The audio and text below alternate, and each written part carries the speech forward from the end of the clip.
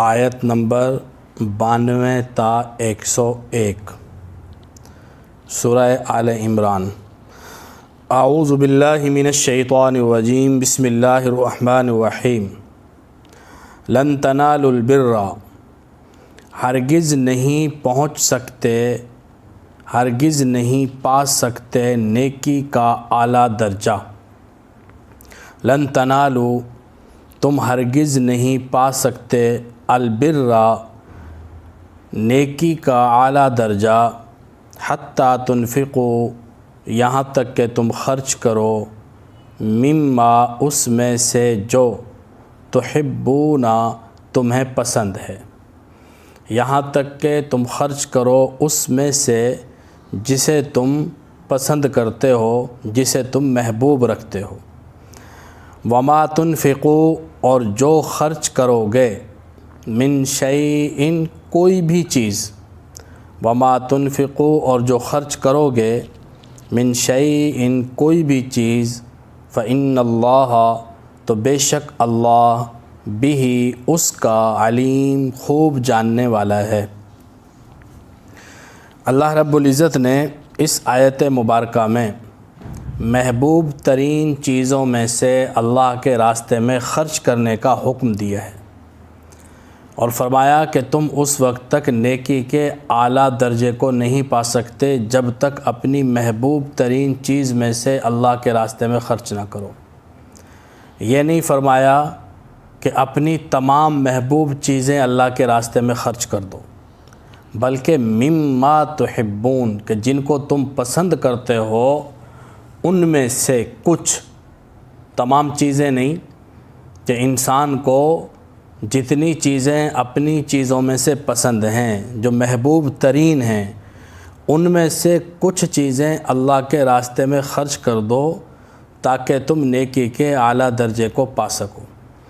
آیت مبارکہ نازل ہوئی، صحابہ کا طرز عمل یہ تھا کہ جب بھی کوئی آیت نازل ہوتی، حضور صلی اللہ علیہ وسلم کے سامنے حاضر ہوتے اور اس پر عملی مظاہرہ فرماتے۔ اللہ کے راستے میں نکلنے کی بات ہوتی تو اپنی جانوں کو پیش کر دیتے، اللہ کے راستے میں مال قربان کرنے کی باری آتی تو اپنے مالوں کا نذرانہ پیش کرتے۔ جو اللہ کی طرف سے مطالبہ ہوتا، حضور علیہ السلام کی طرف سے مطالبہ ہوتا تو فوراً خود کو پیش کر دیا کرتے تھے۔ آیت مبارکہ نازل ہوئی، حضرت ابو طلحہ رضی اللہ تعالیٰ عنہ حضور کے پاس حاضر ہوئے اور عرض کرنے لگے، اللہ کے نبی، مجھے اپنے مالوں میں سب سے محبوب ترین مال میرا باغ ہے جس کے اندر کنواں ہے بیرہا۔ آپ علیہ الصلوۃ والسلام کو اس کنویں کا پانی بہت پسند تھا، میٹھا اور ٹھنڈا پانی، اور مسجد نبوی کے بالکل متصل، بالکل سامنے یہ باغ تھا۔ تو حضور صلی اللہ علیہ وسلم نے فرمایا کہ تم اس کو اپنے عزیز و اقارب میں خرچ کر دو۔ انہوں نے اپنے عزیز و اقارب میں، اپنے چچا زاد بھائیوں میں اسے تقسیم کر دیا۔ تو حضور صلی اللہ علیہ وسلم کے مطالبے پر، اللہ کے مطالبے پر، اس آیت کے نزول کے وقت انہوں نے اپنی محبوب ترین چیز، اپنا باغ اللہ کے راستے میں صدقہ کر دیا۔ حضرت زید بن حارثہ رضی اللہ تعالیٰ عنہ حاضر خدمت ہوئے، زید بن حارثہ، اور عرض کرنے لگے، اللہ کے نبی، میرا یہ گھوڑا ہے اور مجھے اپنے اموال میں سب سے زیادہ پسند یہ گھوڑا ہے، آپ اسے قبول فرمائیں، اللہ کے راستے میں اسے خرچ فرما دیں۔ حضور علیہ السلام نے گھوڑا قبول کیا اور انہی کے بیٹے حضرت اسامہ کو عنایت فرما دیا۔ تو ان کو تھوڑی سی اس بات کے اوپر افسردگی ہوئی حضرت زید بن حارثہ کو کہ میری چیز میرے ہی گھر میں آ گئی، تو ان کو ایک درجے میں قلق محسوس ہوا اپنے دل کے اندر، اور چہرے کے اوپر اس کے اثرات نظر آئے۔ تو حضور علیہ السلام نے فرمایا کہ اے زید، تمہارا مال اللہ رب العزت نے قبول فرما لیا، تم نے دے دیا، اب وہ تمہاری ملکیت سے نکل کے کسی اور کی ملکیت میں جا کے وہ کسی کے پاس بھی چلا جائے تو تمہاری طرف سے اللہ تعالیٰ نے قبول فرما لیا، تمہاری ملکیت سے نکل گیا، وہ اللہ رب العزت کی ملکیت میں، اللہ کے بندوں کے واسطے سے اللہ رب العزت کی ملکیت میں چلا گیا۔ جو مال صدقے کا ہوتا ہے کہ وہ اللہ رب العزت کے راستے میں دیا جاتا ہے، اللہ تعالیٰ اس کے مالک ہیں، اور اللہ تعالیٰ بیچ میں کسی کو واسطہ بنا دیتے ہیں جس کو وہ دیا جاتا ہے، تو تم نے دے دیا اور اللہ تعالیٰ نے قبول فرما لیا، اب جس کو بھی وہ چلا گیا وہ تمہاری طرف سے ادا ہو گیا۔ تو صحابہ نے عملی مظاہرہ فرمایا۔ تو ایک تو اپنی محبوب ترین چیزوں میں سے اللہ کے راستے میں خرچ کیا جائے۔ انسان دیکھ لے کہ مجھے اپنے مالوں میں محبوب ترین مال کون سا ہے، میرے اموال میں جو سب سے میرے دل کے قریب چیز ہے وہ کیا ہے۔ تو 1 2 3 جتنی زیادہ ان میں سے کوئی ایک چیز کبھی نہ کبھی ضرور اللہ کے راستے میں صدقہ کرنی چاہیے، تب انسان نیکی کے اعلیٰ مرتبے کو پاتا ہے۔ وما تنفقوا، اور جو خرچ کرو گے تم من شیء کچھ بھی، فإن اللہ، تو بے شک اللہ، بھی اس کا علیم، خوب جاننے والا ہے۔ باقی تو انسان کچھ بھی خرچ کرے تو اللہ تعالیٰ اسے خوب جاننے والا ہے، اس کو قبول فرماتا ہے، اس کو اللہ تعالیٰ قدر کی نظر سے دیکھتے ہیں۔ بہتر یہی ہے کہ اپنی اعلیٰ ترین چیز، نفیس ترین چیز، محبوب ترین چیز اللہ کے راستے میں دی جائے۔ لیکن تمام چیزیں جو محبوب ہوتی ہیں وہ نہیں دی جا سکتی، تو جو عام استعمال کی چیزیں ہوتی ہیں، کوئی بچی کچی چیزیں ہوتی ہیں، کوئی کم قیمت چیزیں ہوتی ہیں، ان کو بھی اللہ کے راستے میں دیں گے تو اس پر بھی اللہ تعالیٰ اجر و ثواب عطا فرمائیں گے کہ اللہ تعالیٰ ہر چیز کا جاننے والا ہے اور قدردانی فرماتا ہے۔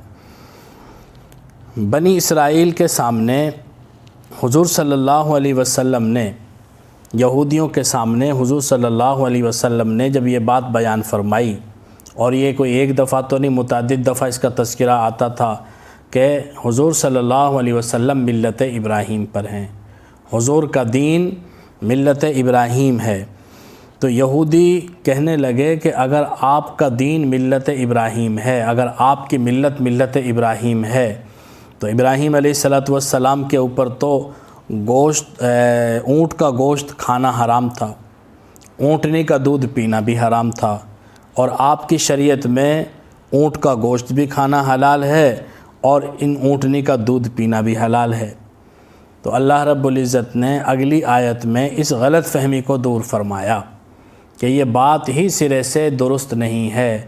ابراہیم علیہ السلام کے زمانے میں یہ تمام کھانے حلال تھے جن کو بعد میں بنی اسرائیل نے اپنے اوپر حلال کر لیا تھا، حرام کر لیا تھا۔ بنی اسرائیل نے جن چیزوں کو اپنے اوپر حرام کر لیا تھا، ابراہیم علیہ السلام کے زمانے میں یہ کھانے حلال تھے، سوائے ایک کھانے کے، اور وہ ہے اونٹ کا گوشت۔ وہ حضرت یعقوب علیہ السلام نے، جن کا لقب اسرائیل ہے اور جن سے آگے نسل جو چلی وہ بنی اسرائیل کہلائی، یعقوب علیہ السلام کو ایک تکلیف تھی عرق النسا کی۔ عرق النسا درد ہوتا ہے جو ٹانگ میں ہوتا ہے، اور یہ سرین سے چلتا ہے اور گھٹنے کی طرف چلا جاتا ہے، اور ناقابل برداشت درد ہوتا ہے۔ تو یعقوب علیہ السلام کو یہ تکلیف ہوا کرتی تھی عرق النسا کی۔ تو انہوں نے منت مانی، نظر مانی کہ یا باری تعالیٰ، اگر مجھے اس تکلیف سے نجات مل گئی تو میں اپنی محبوب ترین چیز ترک کر دوں گا، اور ان کی محبوب ترین پسندیدہ ترین چیز اونٹ کا گوشت تھا، تو میں اونٹ کا گوشت بھی نہیں کھایا کروں گا، اونٹنی کا دودھ بھی نہیں پیا کروں گا۔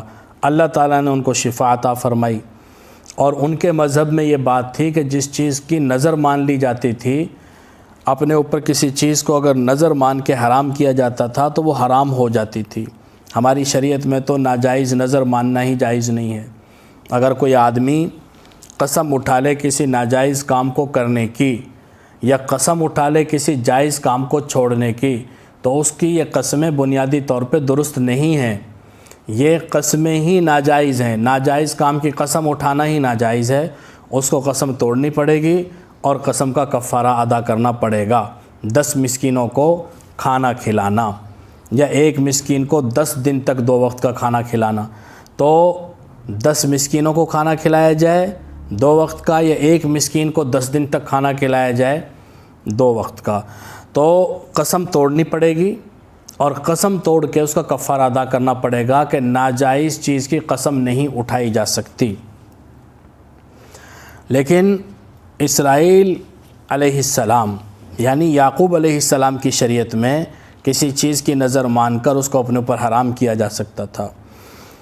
تو اللہ رب العزت نے فرمایا کہ یہ جو یہودی کہہ رہے ہیں کہ ابراہیم علیہ السلام کے اوپر اونٹ کا گوشت حرام تھا، یہ سرے سے غلط ہے، یہ ان کے لیے بالکل حلال تھا۔ ان کے بعد یعقوب علیہ السلام نے بذات خود نظر مان کے خود اپنے اوپر اسے حرام کیا تھا، تو ایک الگ معاملہ ہے۔ باقی جن چیزوں کو یہ کہہ رہے ہیں یہ چیزیں ساری بعد میں حرام ہوئی ہیں، ابراہیم علیہ السلام پر یہ چیزیں حرام نہیں تھیں۔ تو ابراہیم علیہ السلام کی ملت ہی حضور صلی اللہ علیہ وسلم کی ملت ہے، اور آپ کی شریعت میں جو چیزیں حلال ہیں یقیناً حضرت ابراہیم علیہ السلام کی شریعت میں بھی یہ چیزیں حلال تھیں، کیونکہ آپ ملت ابراہیم پر ہیں۔ کل الطعام، تمام کھانے، کانا حلن، تھے حلال، کل الطعامی، سارے کھانے، تمام کھانے، کانا تھے حلن حلال، لبنی اسرائیل، بنی اسرائیل کے لیے، الا سوائے اس کے ما جو حرما حرام قرار دیا اسرائیل نے، یعنی یعقوب علیہ السلام نے، علی نفسہ ہی، اپنے اوپر، سوائے اس کے جو حرام قرار دیا اسرائیل نے علی نفسہ ہی، اپنی ذات پر، من قبلی، اس سے پہلے، ان تنزل التورات، یہ کہ نازل کی جاتی تورات، اس سے پہلے کہ نازل کی جاتی تورات۔ یہ تو تورات کے نزول سے بہت پہلے کی باتیں ہیں، تورات تو بعد میں نازل ہوئی ہے، اور یہ سارے کام تو تورات سے بہت پہلے ہو رہے ہیں۔ تو تم کیسے دعویٰ کر سکتے ہو کہ ابراہیم علیہ السلام پر یہ چیزیں حرام تھیں اور ابراہیم علیہ السلام کے زمانے سے یہ حرام چلی آ رہی ہیں؟ یہ دعویٰ بلا دلیل ہے۔ قل، آپ کہہ دیجئے، فَأْتُوا، لے آؤ تم، بالتورات، تورات، اپنی کتاب تورات کو لے آؤ، فَاتْلُوهَا، پھر اسے پڑھو، تورات لاؤ اور اسے پڑھو، اس کی تلاوت کرو، ان کنتم صادقین، اگر تم سچے ہو۔ تورات لے آؤ اور اس میں یہ دعویٰ دکھا دو تو ہم مان جائیں گے، لیکن ظاہر بات ہے کہ ایسی کوئی چیز تورات کے اندر موجود نہیں تھی جس سے یہ پتہ چلتا کہ یہ کھانے ابراہیم علیہ السلام کے دور سے ہی حرام چلے آ رہے ہیں۔ فمن افترا، پھر جس نے بہتان باندھا، جس نے گھڑا، علی اللہ، اللہ پر، الکذبہ، جھوٹ، فمن پس جس نے افترا، گھڑا، علی اللہ، اللہ پر، الکذبہ، جھوٹ، من بعد ذالک، اس کے بعد، اس دلیل کے ظاہر ہونے کے بعد، اس دلیل کے واضح ہو جانے کے بعد بھی جس نے اللہ پر جھوٹ گڑھا، فاولئک هم الظالمون، تو یہی لوگ ظالم ہیں جو حد سے تجاوز کرنے والے ہیں۔ قل، آپ کہہ دیجئے، صدق اللہ، سچ فرمایا اللہ نے۔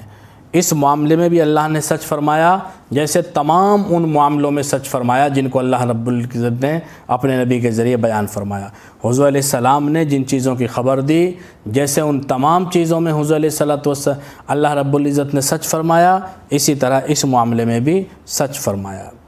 فاتبعوا، پس تم پیروی کرو، ملت ابراہیم، ابراہیم کی ملت کی، حنیفاً، جو یکسو تھے، تمام ادیان باطلہ سے، تمام کفر و شرک سے، ہر طرح کی ملاوٹ اور آمیزش سے بالکل یکسو ہو گئے تھے۔ فاتبعوا، بس تم پیروی کرو، ملت ابراہیم، ابراہیم کی ملت کی، حنیفاً، جو یکسو تھے۔ اور حضور صلی اللہ علیہ وسلم کی ملت ابراہیم ہے، تو گویا کہ حضور صلی اللہ علیہ وسلم کی پیروی کرو۔ وما کان، اور وہ نہیں تھے، من المشرکین، مشرکوں میں سے، اور وہ نہیں تھے مشرکوں میں سے۔ ابراہیم علیہ السلام یکسو ہو گئے تھے ہر باطل سے، ہر برائی سے، ہر کفر اور شرک کی چیز سے، لہذا انہی کی ملت یعنی حضور علیہ السلام کی ملت کی پیروی کرو کہ وہ مشرکین میں سے نہیں تھے۔ اور تم جو کام کر رہے ہو، یہ یہود نے جو دین اختیار کیا ہوا تھا اس میں شرک کی آمیزش ہو چکی تھی۔ انہوں نے ایسی چیزوں کو اللہ کے برابر درجہ دے دیا تھا جو غیر ہیں، اللہ کا غیر، اللہ کے غیر کو اللہ کا مقام اور مرتبہ دے دیا تھا۔ ارباب من دون اللہ، اللہ کے علاوہ کو انہوں نے رب بنایا ہوا تھا۔ اپنے علماء، اپنے مشائخ، اپنے ربیوں کو انہوں نے معبود کا درجہ دیا ہوا تھا۔ ایک اور وہ دعویٰ کرتے تھے، وہ دعویٰ یہ تھا کہ ہمارا قبلہ جو ہے بیت المقدس وہ تمہارے قبلے یعنی بیت اللہ سے پہلے کا ہے، ہمارا قبلہ بیت المقدس تمہارے قبلے بیت اللہ سے پہلے کا ہے۔ اور یہ کہا کرتے تھے جب قبلے کی تحویل ہوئی کہ تم نے ایسے قبلے کو چھوڑ دیا کہ جو پہلا قبلہ ہے، کہ زمین کے اوپر جو سب سے پہلا قبلہ بنایا گیا وہ بیت المقدس ہے۔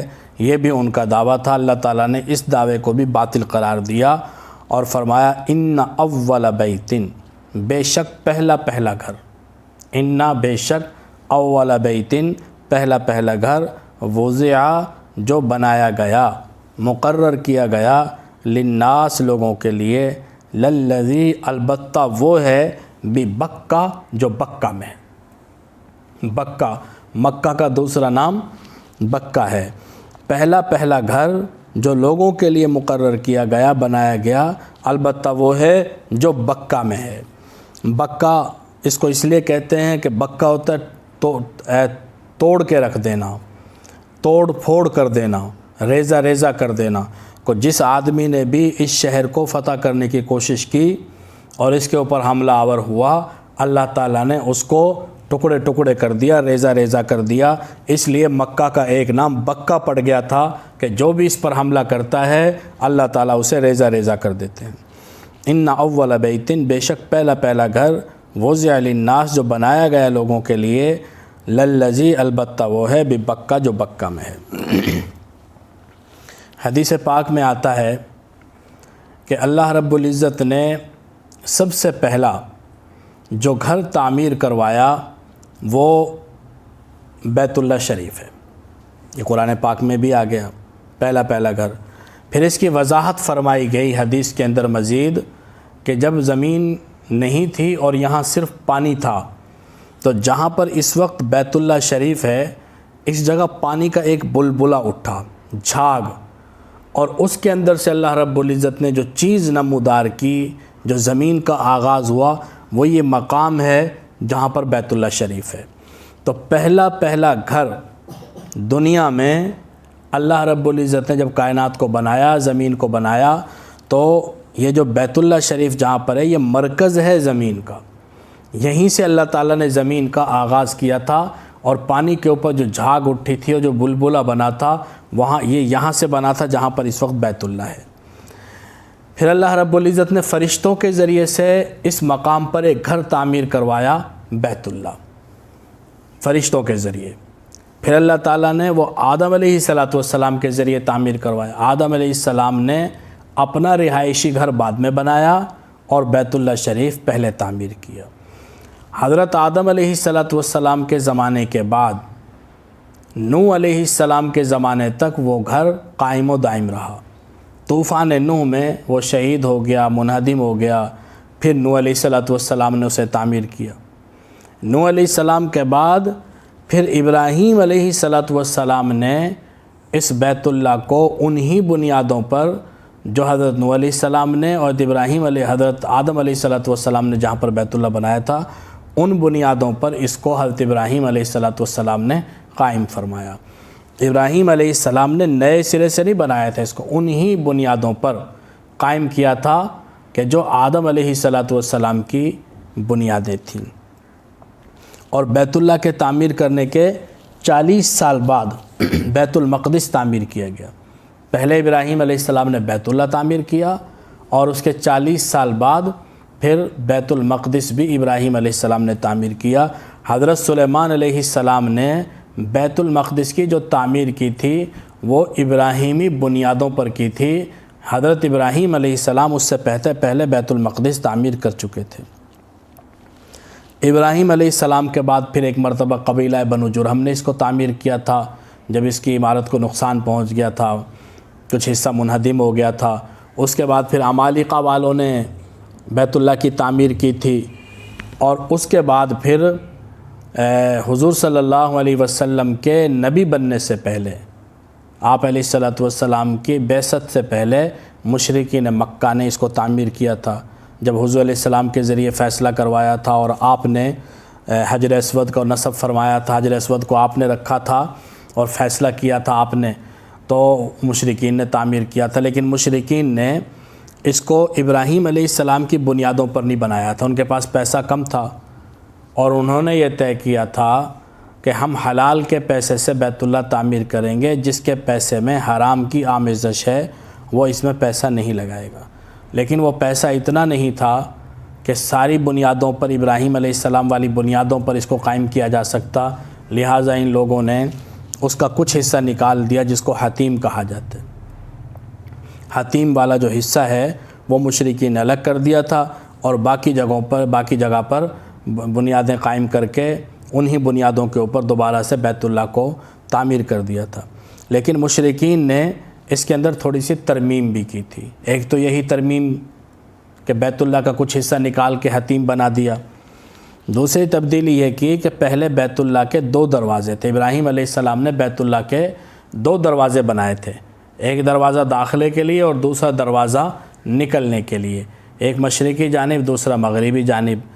لیکن مشرکین مکہ نے ایک دروازہ بند کر دیا اور صرف ایک دروازہ رکھ لیا۔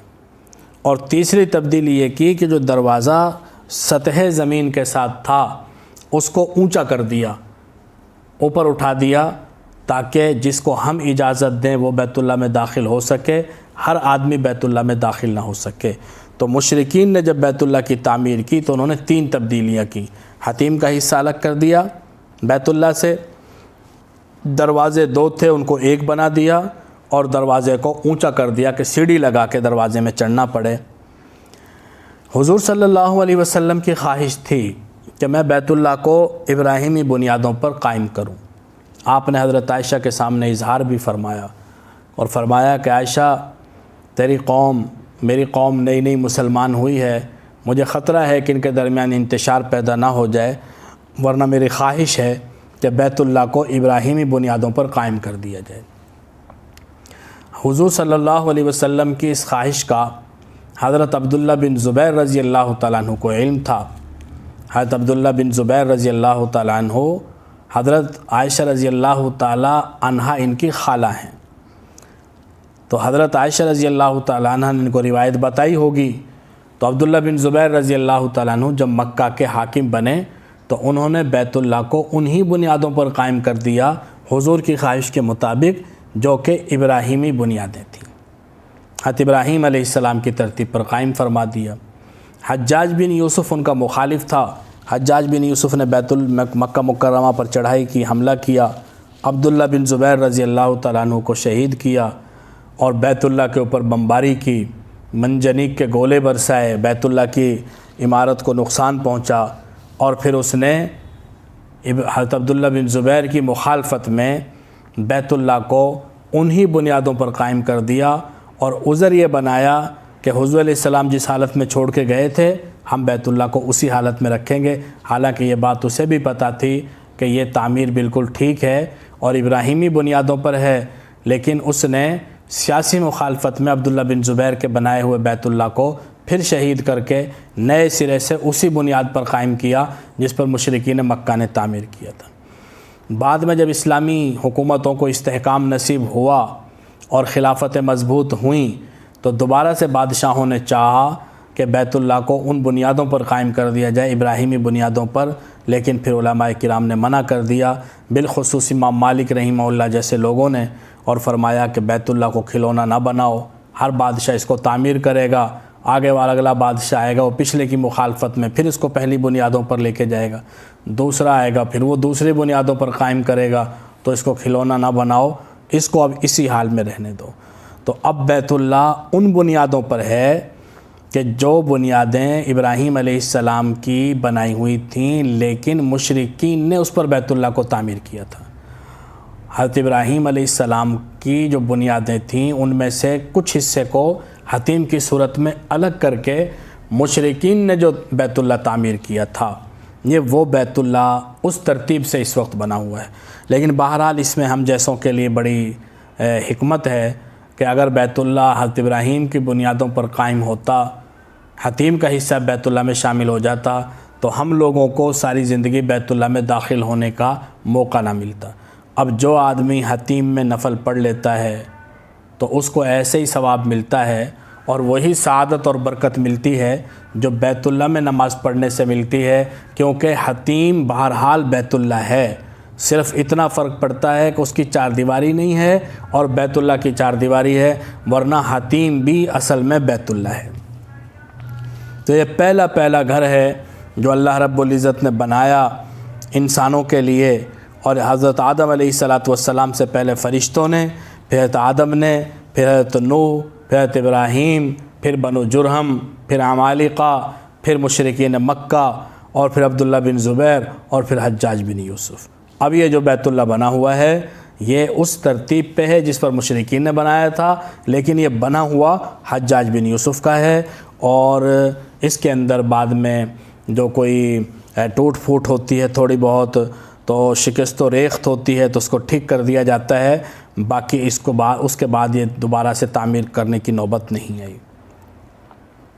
پہلا گھر جو بنایا گیا لوگوں کے لیے البتہ وہ ہے مکہ میں، مبارکن بابرکت ہے۔ ظاہری برکتیں بھی ہیں اور باطنی برکتیں بھی ہیں، روحانی برکتیں بھی ہیں، دنیوی برکتیں بھی ہیں۔ اللہ رب العزت نے ہر چیز کی فراوانی رکھی ہے، ہر چیز کی فراوانی۔ بیابان علاقہ ہے، جنگلات، صحرا ہے، جلے سڑے پہاڑ ہیں، لیکن آج تک وہاں کسی چیز کی قلت محسوس نہیں ہوئی۔ یہ تو ترقی یافتہ زمانہ ہے، جو زمانہ ترقی یافتہ نہیں تھا اس زمانے میں بھی لوگ حج کے لیے جاتے تھے، مشرکین کے دور میں بھی لوگ حج کے لیے جاتے تھے، لیکن بیت اللہ میں کبھی بھی اشیاء خورد و نوش کی کمی واقع نہیں ہوئی۔ خود وہاں کچھ بھی نہیں ہوتا، لیکن پوری دنیا سے وہاں سامان پہنچتا ہے اور کسی چیز کی کبھی وہاں پر کمی نہیں ہوتی۔ تو اللہ رب العزت نے برکتیں رکھی۔ حج کے موقع پر کتنا جانور ذبح کیا جاتا ہے، ہر آدمی کی طرف سے ایک قربانی تو ہوتی ہی ہے، اور بعض لوگ ایسے ہیں جو 100 قربانیاں کرتے ہیں، بڑے بڑے شیوخ، بڑے بڑے مالدار لوگ کئی سو قربانیاں کرتے ہیں، اور آج تک وہاں پر کمی واقع نہیں ہوئی۔ قربانی ہمارے ہاں بھی ہوتی ہے، چھوٹا سا شہر ہے، لیکن چھوٹے سے شہر میں بھی یہ باتیں سننے کو ملتی ہیں کہ جانور ہی ختم ہو گیا، جانور ہی نظر نہیں آ رہا، منڈی میں کچھ ہے ہی نہیں، اگر رات گئے تھے منڈی میں کچھ نظر آیا ہی نہیں۔ چھوٹا سا شہر ہے لیکن یہاں بھی قلت ہو جاتی ہے۔ جہاں لاکھوں لوگ حج کے موقع پر آتے ہیں وہاں قربانی کی بھی کسی قسم کی کوئی کمی نہیں ہوتی، ظاہری اعتبار سے بھی، اور باطنی نعمتیں تو ایسی ہیں کہ جو ایک نماز وہاں جا کے پڑھے گا تو 1,00,000 نمازوں کے برابر اجر و ثواب ملے گا۔ حضرت عمر رضی اللہ تعالیٰ عنہ صفا مروہ کے درمیان تشریف فرما تھے، اور کچھ لوگ تب صفا مروہ کی سعی کر رہے تھے، ان کو اپنے پاس بلایا، فرمایا کہ تم کس لیے سعی کر رہے ہو؟ کہ جی اللہ کی رضا کے لیے۔ کہتے اس کے علاوہ کوئی اور مقصد؟ کہ جی نہیں، کوئی تجارت کوئی نہیں، کوئی سیر سپاٹا؟ کہتے کوئی نہیں۔ فرمایا کہ تمہیں خوشخبری ہو، تمہیں مبارک ہو کہ آج تم اس حالت میں ہو جیسے ماں کے پیٹ سے پیدا ہوئے تھے، تمہارے سارے گناہ ختم ہو چکے ہیں۔ تو باطنی اعتبار سے بھی اللہ تعالیٰ نے رحمتیں رکھی ہیں، برکتیں رکھی ہیں۔ وہ ہدن اور ہدایت ہے للعالمین، جہان والوں کے، چونکہ قبلہ ہے تو لوگوں کے لیے رہنمائی ہے اور ہدایت ہے۔ فیہ آیات، اس میں نشانیاں ہیں، بینات، واضح، اس میں نشانیاں ہیں واضح۔ مقام ابراہیم، جیسے مقام ابراہیم ہے، یہ کتنی بڑی نشانی ہے اس بات کی کہ حضرت اللہ رب العزت نے اس گھر کو تعمیر کروایا حضرت ابراہیم علیہ السلام کے ذریعے۔ اللہ کی قدرت کی نشانیاں، اور اسلامی تاریخ کی کتنی عظیم الشان نشانی ہے یہ، اللہ رب العزت کی قدرت پر جو دلالت کرتی ہے۔ مقام ابراہیم، اس کے اندر پاؤں چھپے ہوئے ہیں کہ جب ابراہیم علیہ السلام بیت اللہ کو تعمیر کرتے کرتے اوپر جانے کی ضرورت ہوتی تو پتھر اونچا ہو جاتا، اور جب نیچے آنے کی ضرورت ہوتی تو پتھر نیچے ہو جاتا، اور اتنا نرم بن گیا تھا ابراہیم علیہ السلام کے لیے کہ ابراہیم علیہ السلام کے پاؤں کے نشان پڑ گئے اس پتھر کے اندر۔ یہ اللہ رب العزت کی واضح نشانیاں ہیں۔ مقام ابراہیم، ومن دخلہ، اور جو داخل ہوا اس میں، کان آمناً، ہو گیا امن والا۔ جو حرم میں داخل ہو گیا تو وہ امن والا ہو گیا، بیت اللہ میں داخل ہو گیا امن والا ہو گیا۔ باپ کے قاتل کو بھی کوئی وہاں دیکھتا تھا تو گردن نیچی کر کے گزر جاتا تھا، غصہ نہیں کرتا تھا۔ آج بھی یہی ہے کہ حرم کے اندر ہر طرح کی، اگر کوئی مجرم وہاں چھپ بھی جائے تو اس کو وہاں سزا نہیں دی جا سکتی۔ پہلے مجرم کو وہاں سے نکالیں گے کسی تدبیر سے، اس کے بعد پھر اس کو سزا دیں گے۔ جیسے جنرل ضیاء الحق کے زمانے میں ہوا تھا کہ بیت اللہ کے اوپر قبضہ کر لیا تھا کچھ شیعوں نے، اور وہاں پر وہ اپنی حکومت قائم کرنا چاہتے تھے، اور انہوں نے بیت اللہ کے اوپر قبضہ کر لیا۔ پھر پاکستانی فوج گئی، یہاں سے پاکستانی کمانڈوز گئے، اور انہوں نے بیت اللہ میں اب نہ تو بمباری کر سکتے تھے، نہ وہاں پہ گولیاں چلا سکتے تھے، تو پھر انہوں نے حرم کے اندر پانی چھوڑا اور اس کے اندر کرنٹ چھوڑا، اور پھر ہیلی کاپٹر کے ذریعے سے کمانڈوز کو حرم کے اندر اتارا۔ تو اللہ تعالیٰ نے ایسی تدبیر سجھائی کہ جس کے ذریعے سے ان بدبختوں کو وہاں سے نکالا اور پھر ان سب کو قتل کر دیا گیا۔ ومن دخلہ، اور جو داخل ہوا اس میں، کان آمناً، ہو گیا امن والا۔ وللہ، اور لوگوں کے، اور اللہ کے لیے، علی الناس، لوگوں پر ہے، اللہ کے لیے لوگوں پر واجب ہے کیا؟ حج البیت، بیت اللہ کا حج کرنا، من استطاع، جو طاقت رکھے، الیہ، اس کی طرف، سبیلا، راستے کی، جو وہاں جا سکتا ہے، یعنی جس کے پاس زاد اور راحلہ موجود ہے، سفر کی ضروریات موجود ہیں، توشہ موجود ہے، اور جانے آنے تک اس کا خرچہ موجود ہے، اور جب تک واپس آئے اس وقت تک اس کے گھر والوں کے پاس خرچہ موجود ہے۔ یعنی اتنا پیسہ ہو کہ وہ اپنے گھر والوں کو دے کے جائے، اور جب تک یہ واپس آئے تو گھر والوں کا گزارا ہو، اور یہ راستے میں جانا آنا اور وہاں قیام کرنا، اتنا پیسہ ہر زمانے کا یہی معیار ہے۔ وہ اس زمانے کے اندر کئی لاکھ روپے بن جاتا ہے، کسی زمانے میں لوگ پیدل بھی چلے جاتے تھے۔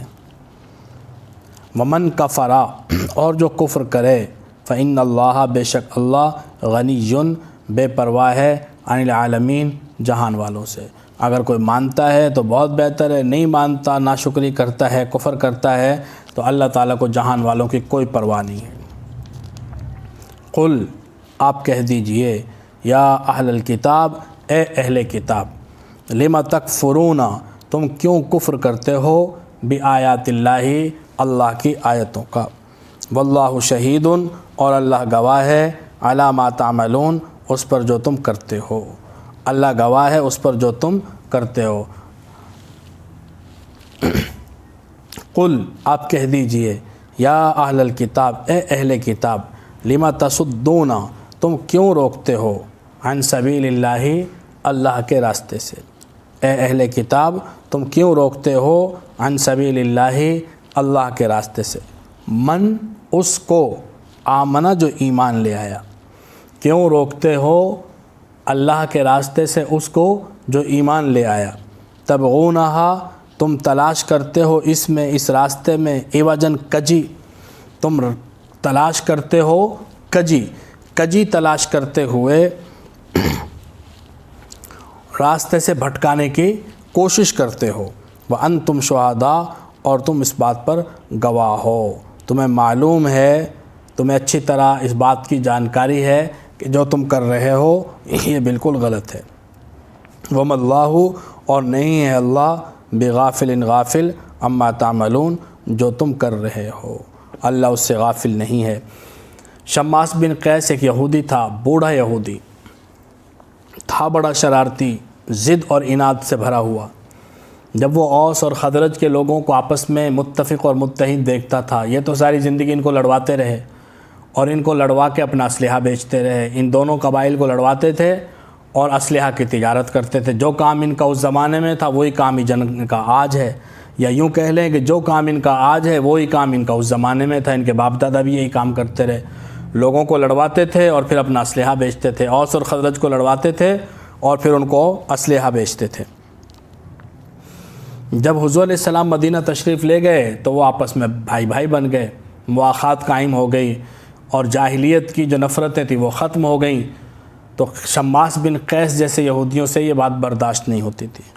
ایک دن مجلس میں دیکھا اوس اور خزرج کے لوگ بیٹھے ہوئے ہیں، آپس میں گپ شپ لگا رہے ہیں اور کہہ لگ رہے ہیں، تو اس کے اوپر یہ بات بڑی بھاری گزری۔ اس نے ایک یہودی سے کہا کہ تم اس مجلس میں جاؤ اور زمانہ جاہلیت میں جب ان کی جنگیں ہوتی تھی اور ان کے شعراء جو آپس میں کلام پڑھتے تھے، ترانے پڑھتے تھے، وہ اشعار ان کے سامنے جا کے پڑھو تاکہ ان کی نفرت تازہ ہو اور ان کی وہ رگ جاہلیت دوبارہ پھڑکے۔ تو اس نے یہی کام کیا، اس نے جا کے اشعار پڑھے اور صحابہ یکدم جو تھے اوس خزرج کے لوگ، جو جذباتی قسم کے نوجوان قسم کے لوگ تھے، وہ بھڑک گئے اور ایک دوسرے کے گریبان پکڑ لیے اور ایک دوسرے کو چیلنج کرنے لگے، دعوت مبارزت دینے لگے اور مقام اور جگہ اور دن بھی طے کرنے لگے کہ آؤ وہاں پہ لڑتے ہیں، اس میدان میں لڑتے ہیں۔ اتنے میں بات حضور علیہ السلام تک پہنچی، آپ علیہ السلام تشریف لائے، اللہ تعالیٰ نے اس وقت یہ آیتیں نازل فرمائی تھیں۔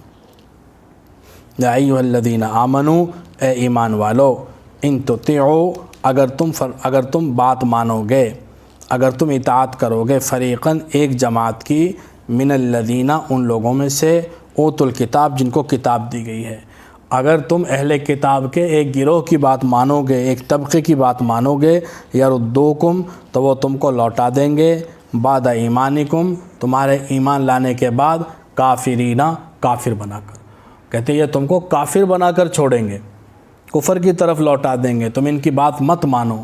وَكَيْفَ تَكْفُرُونَ اور تم کیسے کفر کر سکتے ہو، وَأَنْتُمْ تُتْلَىٰ اور حال یہ ہے کہ تلاوت کی جاتی ہیں، علیکم تم پر، آیات اللہ اللہ کی آیتیں، تم کیسے کفر کر سکتے ہو حالانکہ اللہ کی آیتیں تم پر تلاوت کی جاتی ہیں۔ وَفِيكُمْ رَسُولُهُ اور تمہارے درمیان اس کا رسول موجود ہے، وَمَن يَعْتَصِمْ اور جو مضبوطی سے تھام لے گا، باللہ اللہ کو یعنی اللہ کے دین کو، فقد ہدیہ تو تحقیق اس کی رہنمائی کی گئی، الی صراط مستقیم سیدھے راستے کی طرف۔ جو اللہ کے دین کو مضبوطی سے تھام لے گا، حضور کے طریقے پر مضبوطی سے عمل کرے گا، تو اس کو سیدھے راستے کی رہنمائی کی گئی۔ اللہ تعالیٰ عمل کی توفیق نصیب فرمائے۔ وما علینا الا البلاغ۔